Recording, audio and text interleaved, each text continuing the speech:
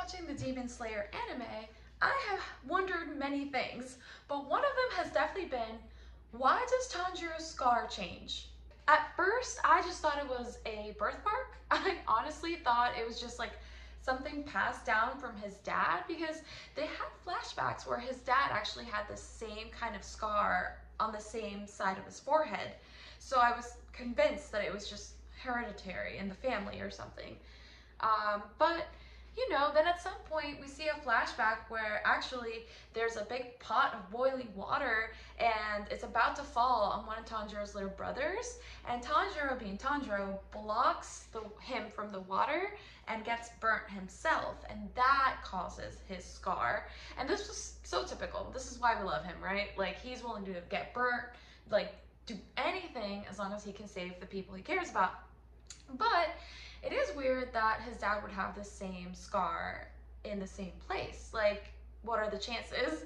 So if anybody knows why his dad has that scar, please comment below, because I'm very curious. But of course, later on, we see that when Tanjiro goes on to final selection, in the final selection arc, which is like the Demon Slayer tryouts, Tanjiro and other students who want to become Demon Slayers go to this mountain, Fujikasane, I think I said that right, where official Demon Slayers have imprisoned real demons, and the goal is just survival.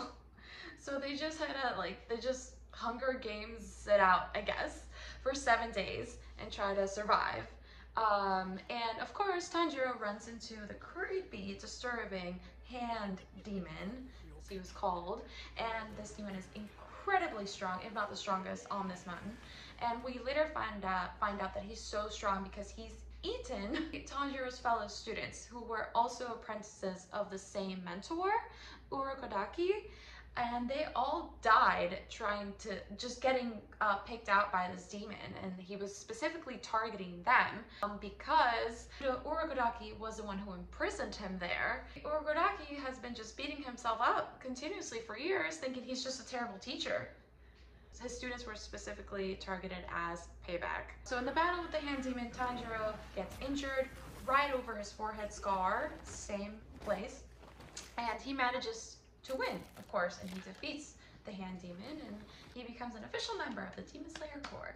He goes on to recover from his injuries from battle, and he has this bandage around his forehead. And next episode, next thing we know, the bandage is off, and his scar completely changed. It became bigger and darker. Later, in the Entertainment District arc, Tanjiro gets a letter from Rengoku, who had been researching about sun breathing, and he found out that the scar is a mark that sun breathers users get. It's interesting learning that, because that means that Tanjiro wasn't chosen specifically or to be a sun breather from the beginning, right? It's like when he first actually got the mark, I think, was at this final selection event. So it was after he earned his Demon Slayer role or job, and he survived final selection, that he got chosen to be the only one that we know of in this anime in the current time that can use this sun breathing style.